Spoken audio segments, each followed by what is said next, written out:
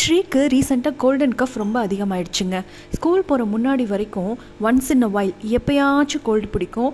Home remedy ஏதாவது பண்ணோன்னா சரியாக போயிடும். ஸ்கூல் போன அப்புறம் பார்த்திங்கன்னா மந்த்லி 2 times கோல்டு கண்டிப்பாக வந்துகிட்டே இருந்துச்சு. ஹோம் ரெமெடிஸ் ட்ரை பண்ணோம், கேட்க கிடையாது. டாக்டர் பார்த்துட்டு ஆன்டிபயோட்டிக்ஸ் அண்ட் மெடிசின்ஸ் தான் ஹெல்ப் பண்ணிச்சு.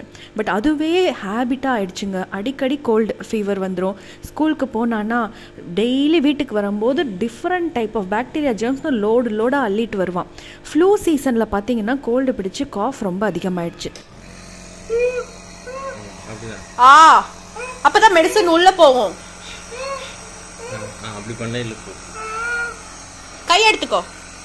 கையெடுத்துக்கோ கண்ணு. என்னாச்சு? பண்ணு. Open your mouth.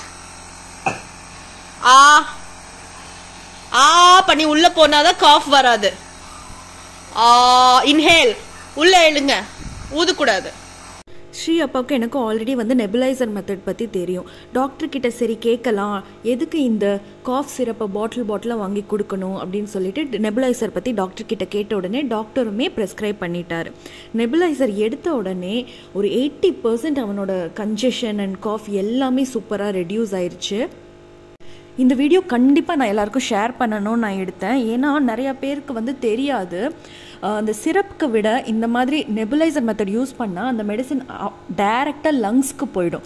அந்த மெடிசன் லிக்விட் அப்படியே வேப்பராக மிஸ்டாக கன்வெர்ட் ஆகி லங்ஸ்குள்ளே போய் அந்த சளியை சரி பண்ணிடும். ஸோ நீங்களும் உங்கள் டாக்டர்கிட்ட சளி இருமல்னு நீங்கள் டாக்டர்கிட்ட குழந்தைய காமிச்சிங்கன்னா டாக்டர்கிட்ட கேளுங்க, சிரப்புக்கு பதிலாக நெபுலைசர் யூஸ் பண்ணலாமான்னு கேட்டிங்கன்னா டாக்டர் அழகாக என்ன மருந்து, என்ன டோஸு, எப்படி தரணும் எல்லாமே உங்களுக்கு சொல்லி கொடுத்துருவாங்க.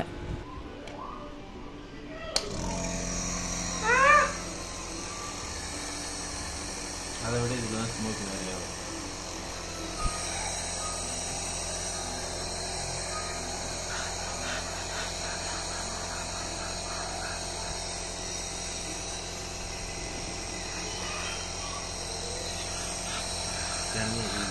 ஐ சரிதா, க்ளோஸ் பண்ணிக்கோ.